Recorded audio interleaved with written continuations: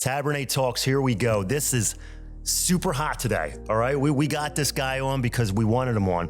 He's got his own podcast that they've been rolling with, and we really are excited that he accepted to come on because he's a name in the industry. He's been in the industry.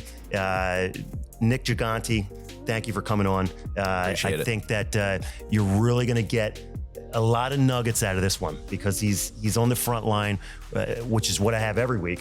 You know, realtors on the front line in the city, you know, in the suburbs, and even some in Jersey. But we try to really focus on PA. So, Nick, give us your background and you know, where you started and then where you're at right now. Absolutely, and again, I appreciate you bringing me on. Definitely. So, how far back do you want me to go? You know, I guess like where did you start at as far as real estate? Real estate. Yeah. Okay. So I was working. I'll bring it back a little bit.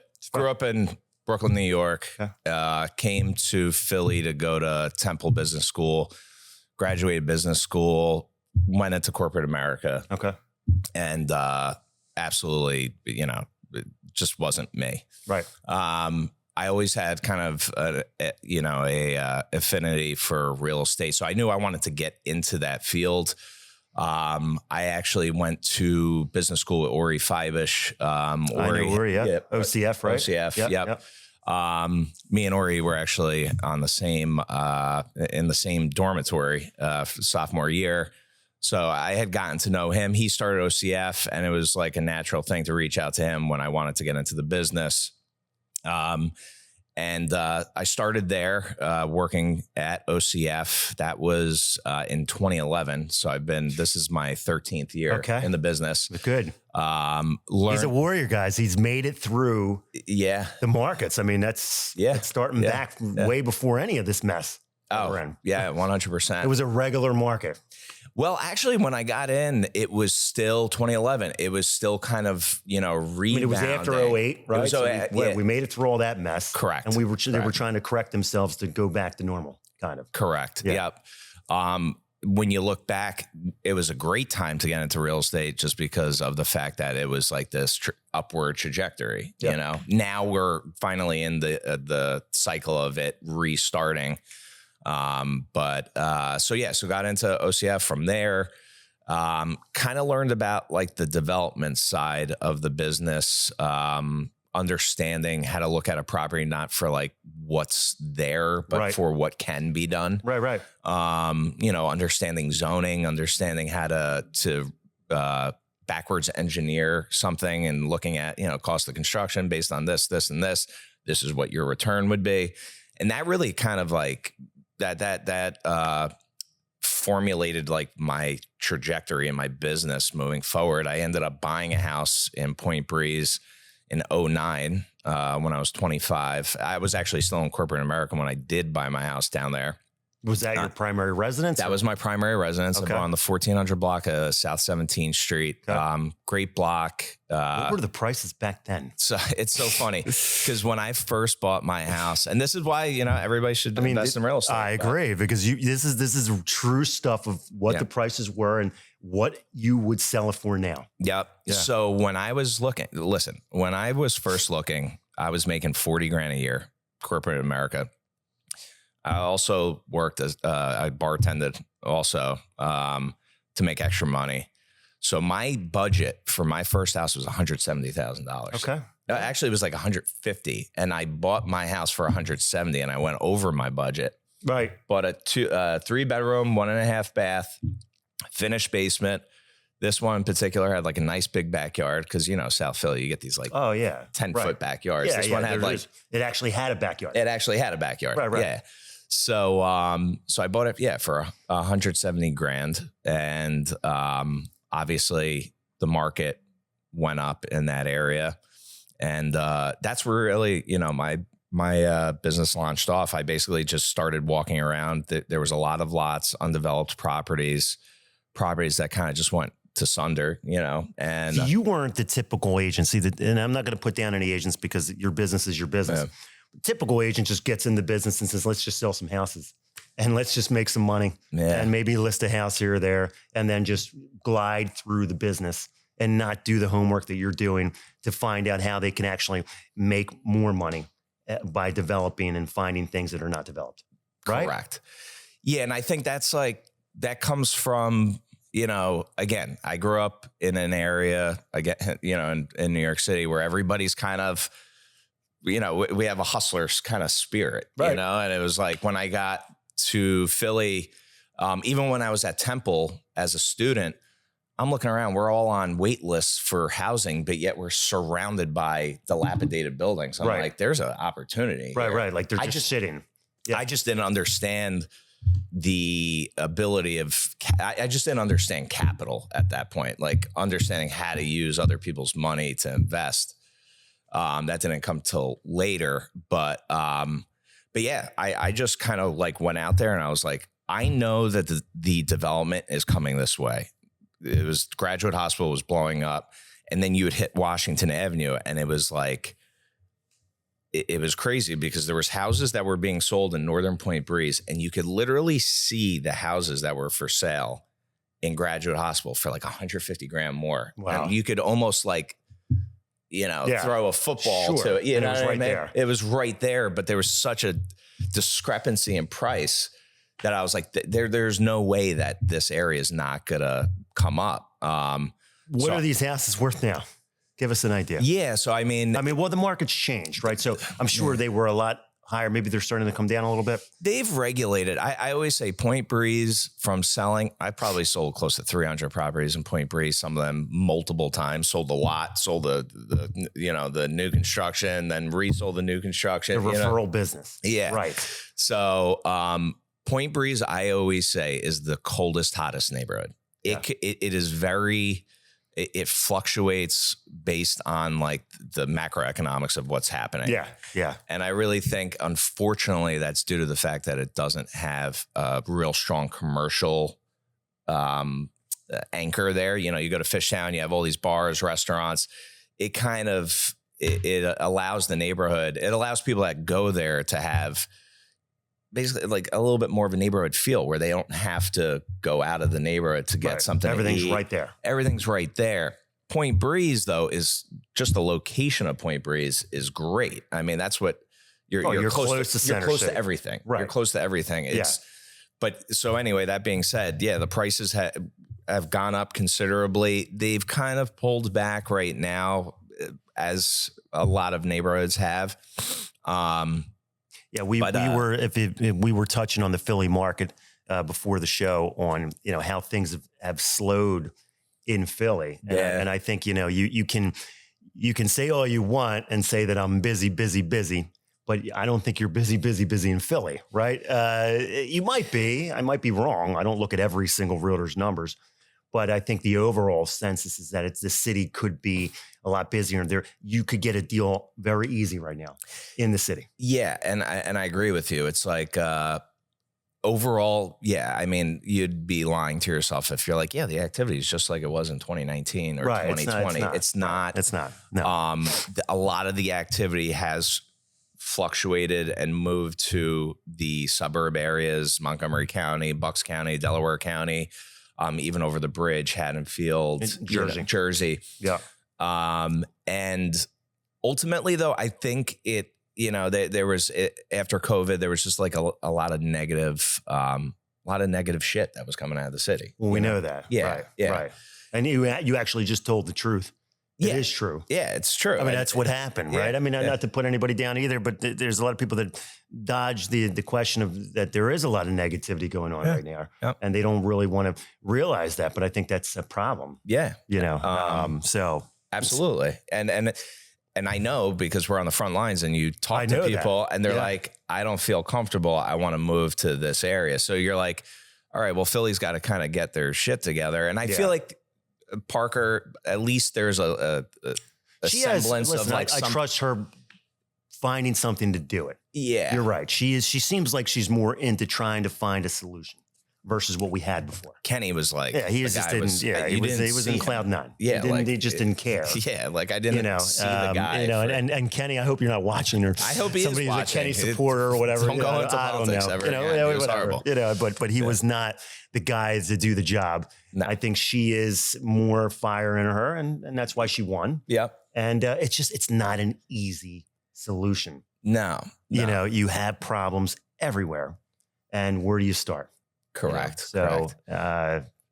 Hopefully she's successful. Yeah. And I think at the end of the day, I think it's, we're going against, now I feel like the energy is coming back to the city, back a little which bit. is Right. great. Yeah. But now it's more just based on economics. It's just A couple things you guys don't know. Nick is, when we do our research, of course, Nick is the president of the Jim Roach real estate team, right? The president? Well, I had that position that was kind of given to Andrew Gismondi, who's done a great you've job. Been promoted? Well, I've actually kind of sidestepped. I now I'm president of the Hunters Commercial Division, which is powered by Rarity. So it's the more, same thing, but just kind of like a different division of the company. Correct. Yep. Kind of putting my head more towards like focusing towards, something that I've really liked to do. Again, you're also an October top producer. Yeah. So, and that's not easy. No, it's not. Right? Yeah, it's not right now. So how do you achieve that? How does one become a top producer in this market? Right. I mean, that's not easy. And I think, I've mentored a lot of agents. I take a lot of. I know a lot of the agents that you mentor. Yeah, and they've become successful. Yep. Whether maybe they not have stayed with you because everybody spread their wings, they still attribute being on your team and you mentoring them to what they are now to another team. Yep. So and I appreciate that. So how do you become a top producer right now in this market? The thing I always say, it's like, it's not rocket science, but you have to form the habits of going to doing real estate as a job. There's a lot of people that go into real estate and they want to go into real estate because, I want to be my own boss. I want to take off. I want to wake up at 10 o'clock. Like, I'm sorry, but you might do enough to pay your bills, but you're not going to really achieve real success. Right. Right. So it's like typically what I teach agents is like, this is ultimately the first thing that you have to do. You have to set up the habits to either, how are you producing leads in your business? Like every business, if you're a plumber, it's who needs a toilet change. You need people calling you for your business. So it's like at the end of the day, your number one thing is, how are you getting leads and what actions are you doing every day to get leads? It's either you're cold calling, you are going to networking events. For me, in Point Breeze, when I started out, it was door knocking. I was just outside knocking on doors, meeting people, people, shooting the shit with people. Sure. I come from a family of people that do construction, so I could always like talk to them. How are you doing this? What just looking at the specs of the house. Yeah. Have like a real conversation about like the construction quality and stuff like that.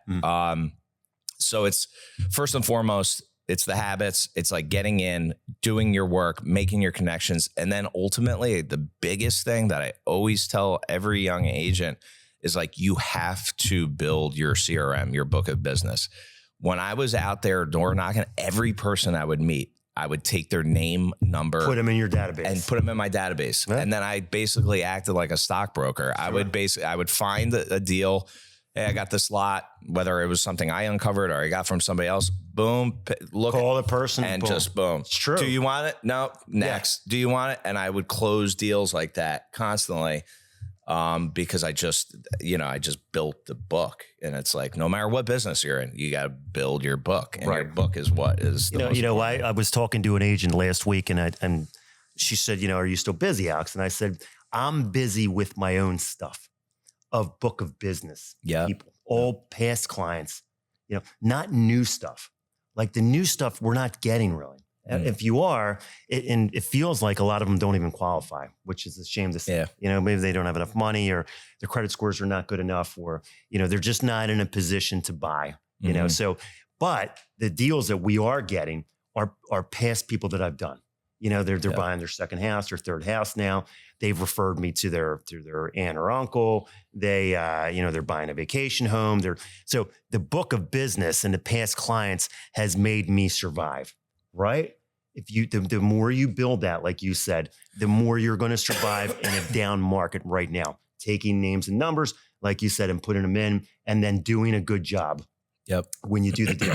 Yep. Right. Making sure they get to closing, making sure everything goes smooth, because that is your lifeline down the road when we go into another down market that we're in kind of right now, which we're increasing back again now, but it helped me get through. Yeah. So just to point up what you're saying. Yep. You should have that.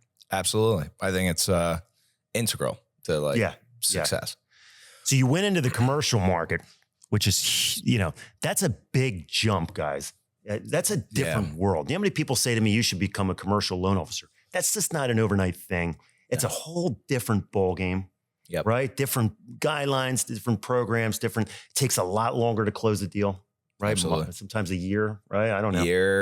Easily. I mean, so what made you jump into that market? Is you needed a new challenge, or what was it? Yeah, to a certain degree, I got to the point where, I needed a new challenge. I mean, quite honestly, I could sling, single family homes. I sold a lot of new construction because, again, I would sell the lot.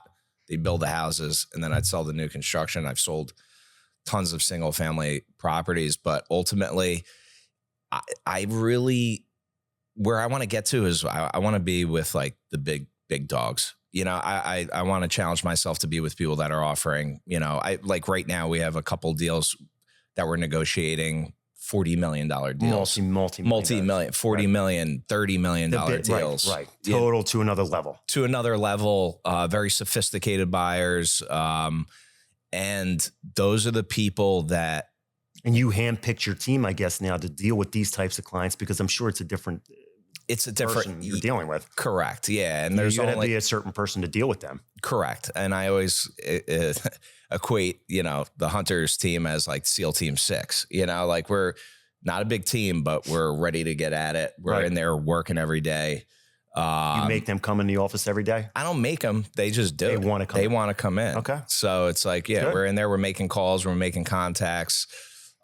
Since, like the end of July, we've brought in roughly 50 million in listings across the city. Wow. Commercial listings or just commercial listings? Commercial. Yeah. Okay. We just listed, a bar and a restaurant over on Locust Street. We have another 25,000 square foot building that, we just got the listing signed on Arch Street right by the convention center.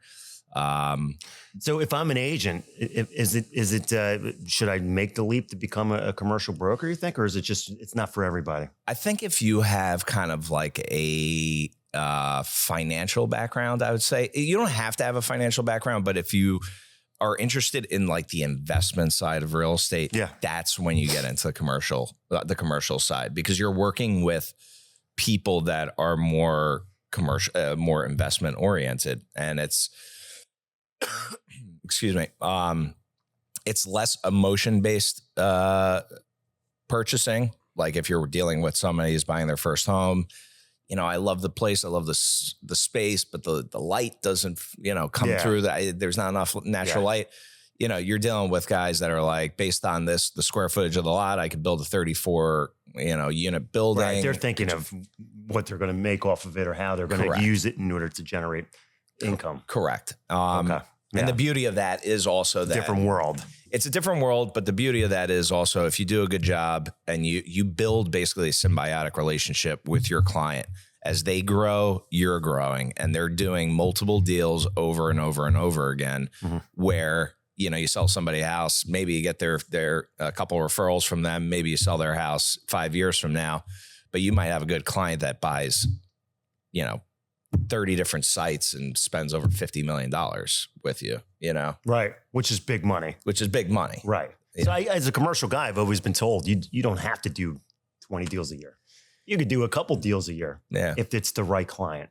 Correct. And the right building. Yeah. Or the right projects that you're doing, and you can just basically go off of that. Yeah. I mean, at the end of the day, the commissions are, right. It's like $1 Million Listing, the show. They show them, they're making, hundreds 20 million in on a deal or whatever they do, like something crazy. Yeah.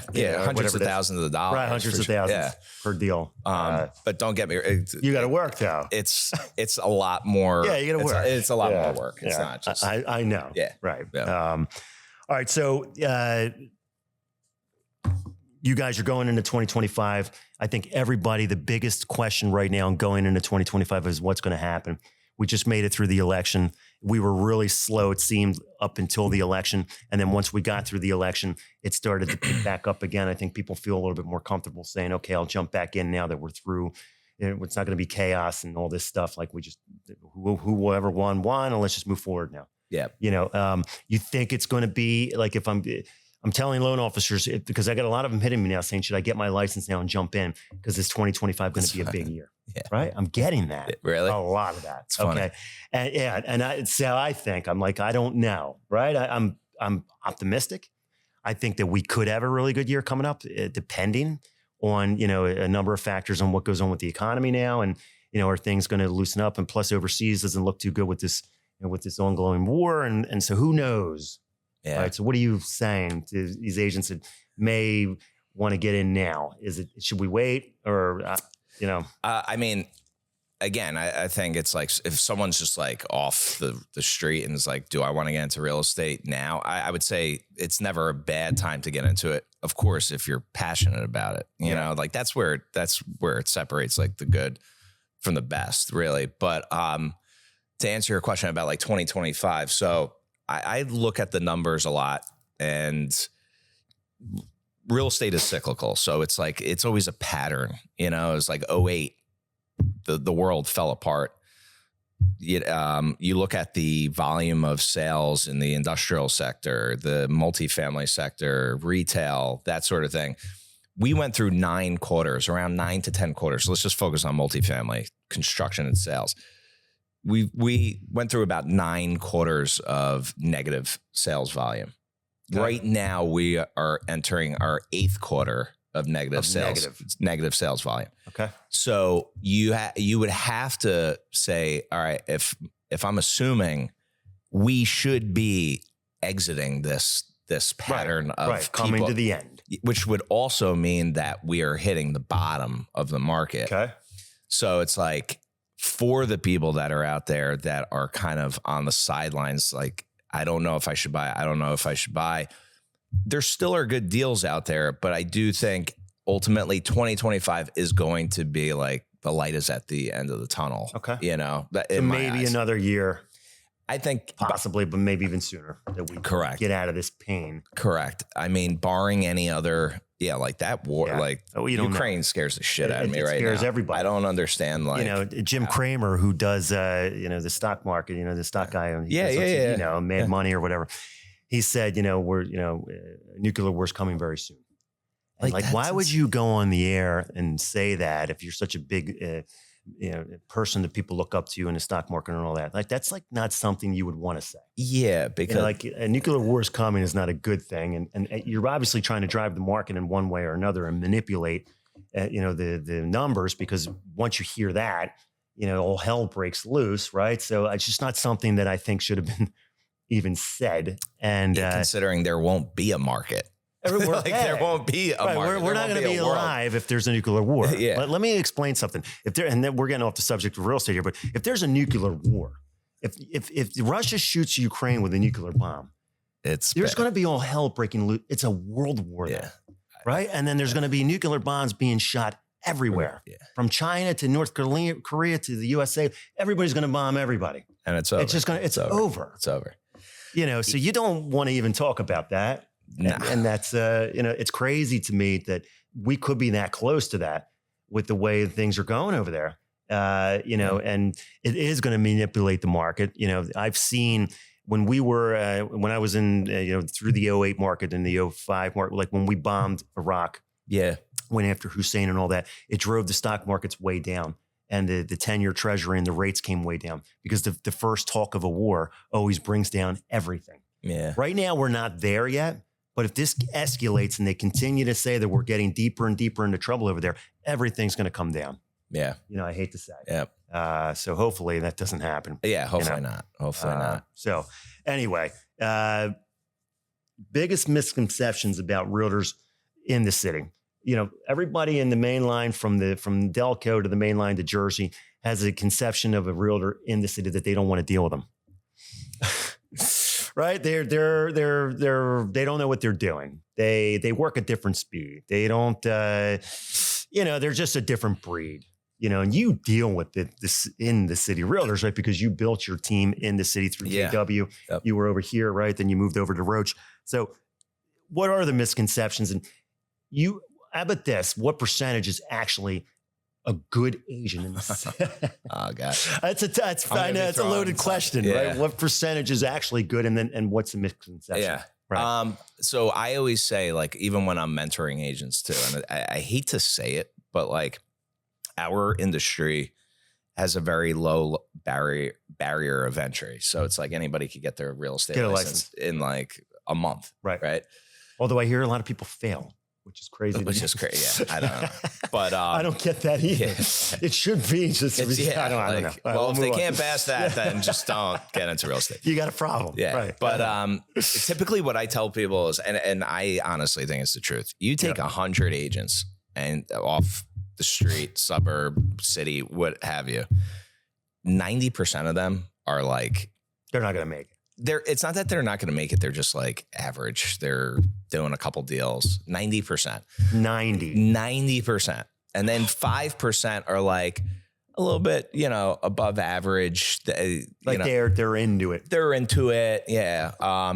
And then there's like 5% that are like real estate consultants. They're professional. They're all in. They like understand how to really negotiate. They understand how to. It's very small. It's a small piece of the pie here. I agree. Yeah. Out of 100. Yeah. Out of 100. Yep. 5 good people out of 100, basically. 5 good people. Yeah. And it's like, and it's the truth. Cause I can't tell you how many times I've done deals with some agents and I'm like knock, knock. Is there anybody home there? Like not even. This is what you should tell your client. All right. About this like offer. You're doing the deal for them. Yeah. Basically. Like you should get the commission that they're getting. Correct. Yeah. And you're like, all right, whatever. Yeah, but right. I do think it's, and that being said, it's like, if you want to be successful in real estate, just take it as like a real profession, really work, look at the numbers, understand what things are closing for, price per square foot in a certain area. Have a educated discussion with somebody and they will they won't cheat on you. I hear about all these agents that are like, yeah, they went with another agent. I honestly have had that happen like once or twice in the 13 years. Doesn't happen because it's like, if you're not going to work with me, I'm sorry, you're losing. Right. Because I'm like, right. I know the market. I know what I'm very doing. Professional. I've been in the business. Right. So it's like, if you want to work with somebody else, then it's not. You think the clients just sniff it out then? They're like, hey, listen, this guy doesn't really know what he's talking about. So I'm going to go. I just ran into Nick Gigante, and that guy knows what he's talking about. Correct. So you're fired, and I'm going to go with him. I think that ultimately is they lack a level of confidence or the client lacks a level of confidence in their agent, and it's like you need to make sure that they're confident in what you can get done. Right. Pedal to the metal from now to the end of the year. This 100%. Is right. Pedal to the metal from now to the end of the year. Yep. You got to go full force now. Right on into the new year. Yep. Right? Are you seeing that? Or are you guys pushing that hard? I know we are, but it's tough to get anybody to listen to it. Yeah. Right? Everybody wants to take off. And, I understand it's the holidays. You have family, people coming in, going out, you're going on vacation, whatever you're doing. But I think pedal to the metal. If you got to, now's the time to take it. I think it's twofold. I think it's if you're not going pedal to the metal, then you're working on your business plan. And like, you should already have your business plan done for 2025, but you should be working on the processes that you're going to be utilizing in 2025. So it's either, you're going hard, your processes are good and in place, and now you're just making as many contacts, because there's always something to talk about. You got the holidays coming up. What are you doing? Maybe getting lunch with clients, getting drinks with clients. It's a good time to do that. But that's typically. In your office, I see a lot of people come in the office. Yeah. and they're cranking. Yeah. And we're talking the week of Thanksgiving here. Yeah. And they're probably going to do that in December, right? We have a great culture, and that's how my team was always. And when I merged with my team with Jim, and we, became business partners, that was always the thing. It was like the culture of production. That's it. It's like if you want to get into real estate to be a part-time real estate agent, this place might not be for you. Not going to work, right? Because we want people to be. That's what makes that's why you join a team like that, because you're working your ass off. You're getting leads, and then you might have another agent that has a buyer for what you're lead generating on. Right. And it's like, it's a synergy. Yeah, you say leads. Let's talk about leads, because leads is a big thing right now. I have a lot of realtors that are approaching us looking for avenues to buy leads. Right. They go on the internet and buy, let's go through realtor.com. Let's go through Zillow. Let's go through this company. There's dozens of them now. I mean, there's so many of them. Yeah. We're losing track of who these guys want us to go with. Organic leads are leads that you're actually hitting the phones on and meeting people face to face, like you said, and going to realtor events and different things to try to get people face to face, versus an internet lead is they go on the internet, they fill out their name and their number, and then you press it to one of your realtors on your team. They try to call them and see if they can get them on the line to do a deal. What do you like? I know you guys did a lot of internet leads in the past. Yeah.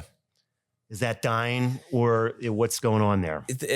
I think if you're building a team, paying for the leads is kind of, it's important, because you have to kind of like help build your younger agents' business up. So you're getting them the leads, handing them, and then hoping that they'll call them. Correct. Yeah. Hoping. Right. But I think ultimately it's like, again, if you have the work ethic, like I never really like to pay for leads. I always created my leads myself. Organically. Right? Yes. It's like, just get out and make calls, go around. You know what I mean? Like if you're a young agent, you should really not be in the office in the morning sometime, or at least in the afternoon. One part of the day, you should be out of the office, just walking around, being on appointments, getting in front of people, and it's like you segment one part of your day to make all your follow-up calls. And then the other part of the day, like you should be face to face with people. How much money should you be investing out of your own pocket, do you think, as an agent? I would say at least you're saying for if you're paying for leads. Paying for leads and or like just taking like people out, you got to invest your own money. I say this all the time to loan officers on our end. You got to put out some money on your own. Yeah, you can't just expect to make money and not spend. You got to spend something in order to do that. And then the magic question is, well, how much do I need? Yeah, that is a magic question. I mean, I would say at least 10% of your budget should be towards to go to marketing. Yeah, like whatever you got to do. Yeah, gifts, going out for drinks, dinners. Thank you. Someone gives you a referral, sending them something. Yeah, for that. Yeah. I would say at least. I think it's good if you have money already in the bank getting into the business. Of course. Right. Yeah, because then you don't feel as stressed knowing that I got to put this money out. So if you're getting into the business and you have $5,000 in the bank, you're ahead of the game, right? Or $3,000, whatever you have. Yep. Because then you can say to yourself, I have a little money to market. I have some money to take people out. I'm not relying on just getting a deal closed so that I can do that. I'm going to have to do that up front in order to get a deal. Yep. It's not just going to come to you unless your aunt or uncle's buying a house, then automatically you'll get a deal without any type of investment because it's family. Yeah. Yeah, exactly. But you only have so much family, right? Yeah, exactly. You only have so many friends. It's going to run out. Yeah. Right. And then you're going to have to find a way to get business other than that. Exactly. Yep. So that's a big one. I wanted to touch on, we have a lot of people coming to us now, getting ready to buy houses in 2025, but they're clueless, which is not their fault. I think there's a lot of, there needs to be more financial literacy in telling people what they need to get together in order to buy a house, right? Because they're going to have to get a mortgage, most likely. A lot of people don't have cash. So get your finances and things in order now if you're going to buy in 2025. Yeah. Right? Don't do it the day before you want to buy a house. Yeah. right? Get your stuff in order now. The W-2s, the pay stubs, the bank statements, your driver's license needs to be renewed. It can't be expired.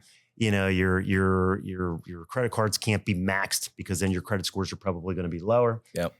You want to make sure you're at a job where we can verify you work at the job. Like this is stuff that I'm sure you run into with these people that come to you out of nowhere and say, I want to buy a house. They're not pre-approved.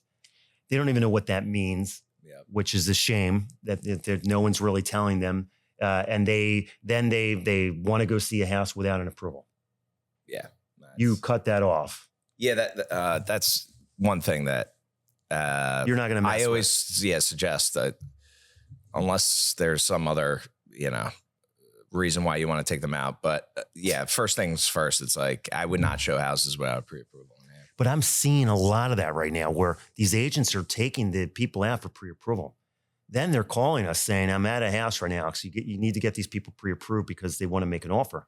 And I said, well, who have they already been pre-approved from? Nobody. They haven't talked to anybody. I'm like, what are you doing at the house? But that's not my business. Yeah. My business is just to get them to get qualified. Yeah. That's what I'm thinking in my mind. Yeah. But I guess that's what happens, So I think a lot of agents, they get all giddy when they just have somebody that reaches out. They get excited. They get excited. They haven't closed anything. They're seeing dollar signs. And then, that's the ultimate journey of, I've wasted so much time. That's why mentorship is so important. You need a mentor, right? You need somebody to kind of guide you, because you will just waste a ton of time. You'll waste a ton of money. Time is money, but you'll just waste so much time because you'll be fucking up doing things that you shouldn't do. And that's not making you any money. And it's not making you any money. But they should be calling you up, get the lead to you, get on the same page with you. So if a lead comes in, you get the pre-approval. You tell them their background, their financial background. Get it solid, ready to go. Yep, exactly. Because they might be looking at $400,000 houses, but they're based on their income, their debt, they can only buy $250,000. Now you just wasted a whole afternoon showing them houses that they can't. The truth comes, So it's like I always tell agents, or buyers, I'm like, get your pre-approval. These guys work on commission. Sure. They're going to answer all the questions for you. It's not only about, you might be able to afford a $800,000 house, but do you really want to, the payment might be something that makes you uncomfortable. Yeah. So you might based on that call, it's going to be kind of a discovery as to where you want to target, what price range do you want to target? What's going to be the cost of, or the cash down and all those things. So, we're seeing a lot of pitfalls. I mean, this is the craziest market that I've been through this year with a lot of twists and turns of people they're not qualified, and we try our hardest, believe me. I have a team of people that are behind me too, that really dissect these deals and try to make it work.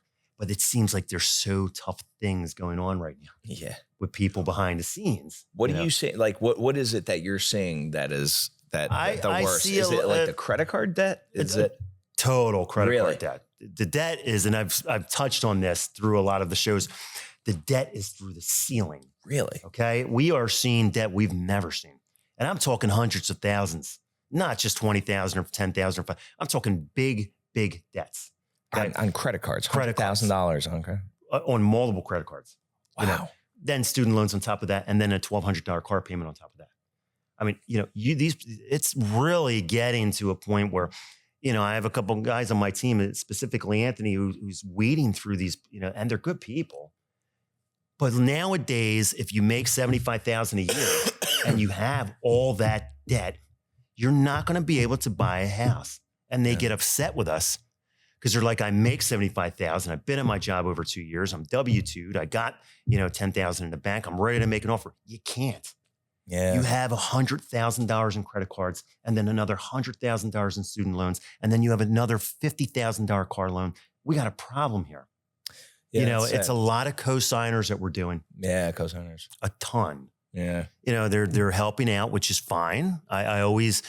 like I said, we have to find a way to get it done. A mortgage company, a lot of these mortgage companies are just like, oh, you got high debt. Have a nice day. See you. Right. And then they call the realtor. They're not qualified. Okay. Then the buyer goes to another mortgage company and they work it out. They get a cosigner or whatever. And then they go back to you and say, we have these people approved. They said they were working with you originally. It makes you as a mortgage company look bad if you don't do the work and try to find a way. If it's truly dead, it's truly dead. But don't just decline it on the spot. Try to find a way as a cosigner or somebody else, because you're going to run into people with a lot of debt right now. You're going to run into people with multiple jobs. Yeah. And a lot of them are working 2-3 jobs, and one of them's commission. The other one, they're getting tips. The other one, they're getting this, and we can't use half of it. It's not verified. It's off the books. It's cash that they're getting. So I'm seeing a lot of that. Yeah. That they're working multiple jobs and then they get mad why we can't use all 3 jobs. They're not verifiable. Yeah. So I think we're seeing a lot of, and money is another big thing. Yeah. They don't have any money. And that's a problem. I mean, they're getting grants, but sometimes the grants are not easy to get, as you know. Yeah. They want to get a grant for the down payment or the closing costs or whatever, and they can't get it because they're not qualified even to get the grant. Yeah. So it's not easy. It's not easy. People should. I mean, financing. I know you guys see a lot of financing come through your office with a lot of agents. Are you seeing things in fire the week of closing, the week before closing, things being shut down? Again, where my business to get into that. Well, where my business is. You don't even want to know. Yeah, I know. I hear you, man. I want to remove myself too, and I got to do it. Yeah. I mean, luckily on my side, I'm doing a lot of cash buyers. Which is great. Yeah. So I mean, I hate the word cash. I say that all the time. Because it doesn't help me just for cash, but that's okay. Yeah. For you guys, it's great. Yeah. But on the sell side, I mean, I'm still listing a lot of residential properties. Yeah. I mean, we're obviously looking at the pre-approvals. We haven't had any, knock on wood, we haven't had any issues where it's like some idiot buys a car the week before closing, and it's like, all right, you're done. Yeah. Which we get to. Oh, yeah. But we coach them up front is right. You gotta coach these people. Yeah. Don't buy anything. Yeah. Don't do anything. Yeah. Just keep your stuff in order while you're in process. Yep. You're not clear to close until you're clear to close. Exactly. Period. Yeah. I don't care if it's the week of closing. You told me you're still not clear to close. Yep. We got to go to the table. When you get the keys handed over by Nick and he says, congratulations, you get the house, then we're done. Exactly. Then you do whatever you want to do. And as an agent, that's when you spend your commission. So many people are like, they get all happy that they got something under contract. It's like, and they spend the commission. Yeah. It's like, wait till it actually closes. It's like, it's not a done deal until it's done and the money's in your bank account. Right. Yeah. I can always tell the agents when they call you, they call us 17 times during the transaction. Right. I mean, they literally call us every day. Oh, that's fine. I'm used to it. I remember those days. It's they're nervous. They're like, what's going on? Everything all right? Yeah. Well, we just did the survey. I don't care if you did the survey. We don't. Okay, great. We just got the title work back, Alex. Everything was good there too. Did you guys get a copy of that? Yeah, we got a copy of it. Okay, thank you. I heard the appraiser was out there yesterday, Alex. Did the report come back? The appraiser was out there yesterday. No, we didn't get the report back. But it's fine. That's actually a good thing. You're right. Because at least they're on top of their game.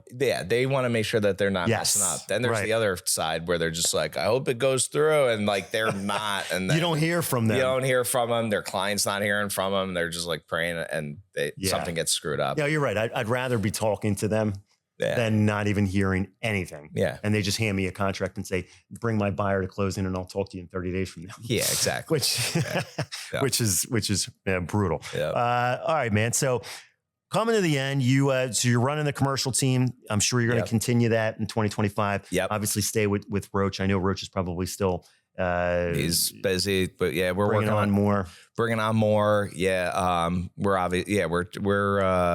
looking to recruit and grow the commercial division as well. I do want to shout out our podcast, Real Talk with the Hunters. Yeah, I've seen that. With Martino Picarella. Which is great. Yeah. I had Martino on before. Yes, I know you did. Good guy. Great kid. And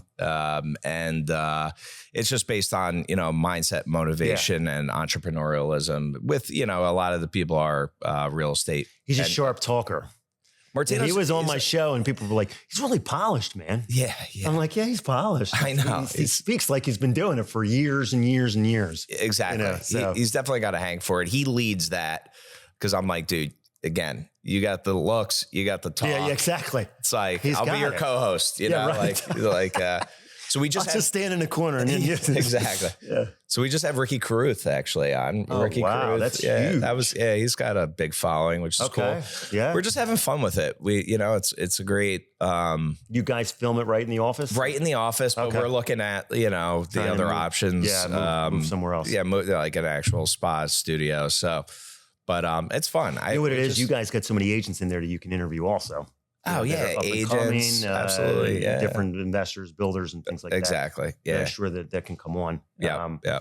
So we're doing that, trying to, and ultimately, hopefully this market kind of changes a little bit. I mean, we've seen a lot of I opportunity. mean, my last question for you Yeah. are your tips in staying motivated in a down market. Like, how are we staying motivated right now? It's a good, that's because a people look great up question. to you, man. They do. That's because great. you've been in the business since 11, right? Or even earlier than that? 11. Yeah, 11. So 2011. Yeah. they do look up to you. And, the people that have made it through these markets, they look up to. Yeah. Because they know that, there's not many people that are willing to give up information as much as they should. Yeah. But you seem like you're an open book. Open book. to your people. Always open book. I think it's a couple things. I think it's like you got to have like a strong vision and you got to write it down. Like I have my 3-year vision. I got my 5-year vision.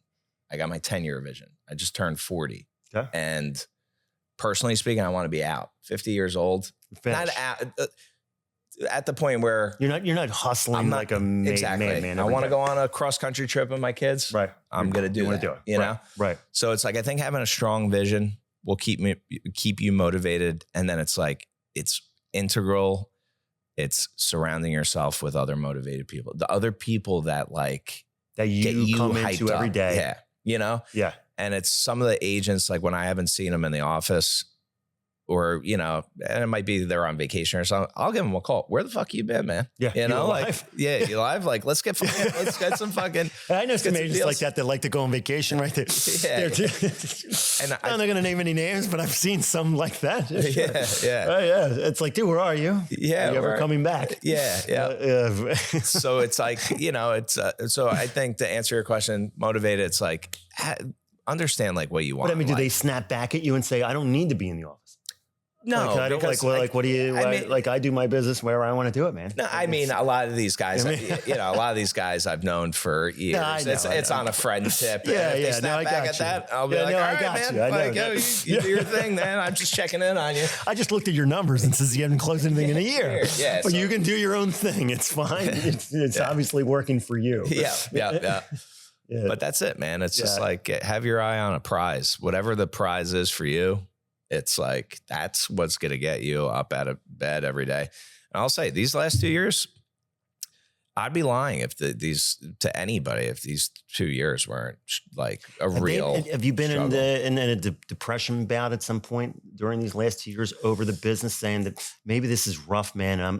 I've seen a lot of that too, where agents and loan officers that are just seem depressed. Yeah. They don't, because this, like you said, is 8-9 quarters in a row here now that we haven't. Yeah, it's not going. Yeah, and then a lot of them are trying, and it's still not going. Yep.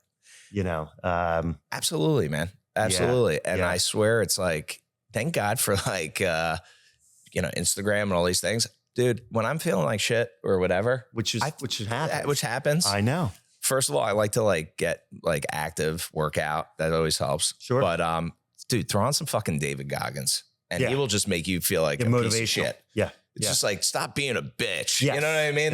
And I'll just watch that. And I have them saved in my answer, the certain things that get me pumped up. Yeah. And sometimes, I got to look at it and be like, stop being a fucking bitch. Right. Get the fuck out there. And you need to hear that. Yeah. I need to hear that. Yeah. So that's good. It's good. Yeah. It's like, do you really want to give up on yourself right now? It's fucking depressing, whatever. Fuck it. You know what it is, because you go on Facebook and Instagram and all that, and you see these agents crying a lot, or loan officers crying. This market sucks. I just lost another deal. How does everybody? I'm going to get out. You see a lot of that, and I try to just keep scrolling because I don't want to read that stuff either. You're trying to stay with the motivated people, like you said, and the guys that are closing and saying, "Oh, that's awesome. That this guy closed another deal. He must be doing good." But then you see a lot more negativity going on. with like the you world can't- right now of real estate. And you're right. You got to try to block it out. You got to try to block it out and use it to fuel you. I've definitely had times where I've like had deals like fall apart and whatever. I'm just like, it gets me fired up. I take it personal. I'm like, all right, fuck it. I'm going to make you're gonna get more calls. I'm setting up, you know what I mean? Yeah. Like, You don't I'm back not down. going down like this. I'm going out and it fuels me. So listen, man, I always say being an entrepreneur in general, real estate, sometimes it's a lonely journey. It's a lot of ups and downs and you really got to kind of figure out how to like, I mean, 2020 and 2021 were awesome, right? Rates were 2 and 3%. Yeah, we were having a party. Right, it was the best party of my life. Other than my kids and all that, it was a great party. Yeah, right? But that party had to come to an end. Will we ever get back to that party? I don't know. I don't know what we're doing here. The President of the United States has to help us get back to that party. Yeah. Will he do that? I don't know. He's saying he's going to do it overnight. I don't know if it's going to happen overnight, but we're going to be. I think we're. Again, stay positive. I think we're going to be in a better place than we've been at. And, again, I'm at least fortunate that my down years are still better than a lot of people's up years. So, which is great. But I also. But you did the work. You stayed on your routine. Yep. And that's it. Yeah. It wasn't just didn't come to you. And invest your money. If you're making money, keep investing it. And that's also been investing in real estate or just investing in the stocks. I think you do a little bit of everything. I mean, I think like I put money into my IRA, so that I have money in stocks. I have money in real estate. So I haven't done the crypto thing. I wish I did. I wish I did, but these guys made $100,000 this week in Bitcoin. I can't believe it. There's people They're like, Alex, you should have done it a year ago. I told you to do it.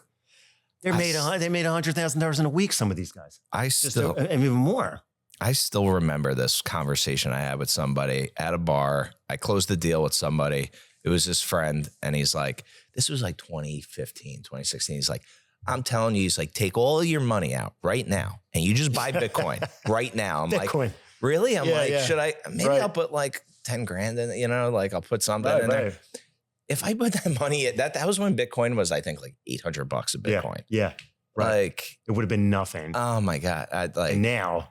Oh, forget about it. Yeah. You would be, whatever. Right. You don't know. I'm a real sometimes estate you have to guy. take investing in real estate, personally speaking. It's worked for me. Sometimes the risk is not worth the reward, but then sometimes it is. It's just, you have to, navigate that, but we're all shooting ourselves in the foot. Yeah. I got people coming to me saying, can I use Bitcoin as my down payment now? Because I just made $100,000 in Bitcoin. And I'm like, you can't. You can't yet. No. It's not money. So you can't really. You got to translate that into money. Yeah. Right. You can't just give me a statement saying you got this shares of Bitcoin and that's my down payment. Yeah. We got to see it's liquid and it can be used and put into a check and then brought to closing. Yeah. And that's just not verifiable like that. Yeah. It has to be cashed out. Yeah. So, Nick, thanks for coming on, man. Absolutely. Thank you for bringing me on. Appreciate it. Yeah. We'll revisit you coming up. Absolutely. Anytime. Your squad there in 2025. Absolutely. I don't know who else I can have on this. I've had everybody in your office. It seems like I had Marco, I had Martino, I've had Jim. The list goes on of your. Did you have Sam O'Keefe? No. Sam O'Keefe, Joe Cleary. Joe Cleary, I'd like to have on. Yeah, Joe Cleary, great guy. Yeah, he's been in the business too. Yep, a while. And he's successful. Yeah, he's successful. He's one of those guys that he's had a cool journey. Raised the daughter by himself at a very young age. Yeah, he's Joe. We're coming after you. Yeah, he's the South Philly. All right, South Philly that's what I mean. We're gonna come after him next, and I think we're gonna revisit Jim, but we're gonna do it in a different way. We're planning something very special, Jim. We're coming for you. Where it's going to be a match between realtors. And who wins, right? Nice. Not physically. Yeah. We're going to ask them questions, and then whoever answers the question best, and then at the end we're going to take a vote from our viewers and see who they think the better realtor is. Cool. All right. That sounds good. Jim's perfect for that because he's a madman, and he's up for things like that. So absolutely. Coming down the road. But thanks for coming on, man. And absolutely. We'll talk soon. Good seeing you. Thanks. Yeah. Thank you. All right, man.